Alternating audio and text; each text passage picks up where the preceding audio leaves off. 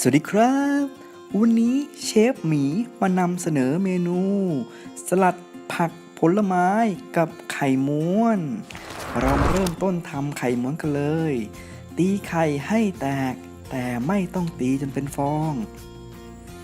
เกลี่ยไข่ให้ทั่วกระทะ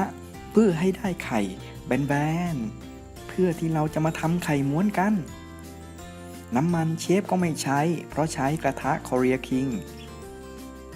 แล้วเราก็ม้วนไข่กันเลย จากนั้นตัดไข่ให้ชิ้นพอคำดูน่าทาน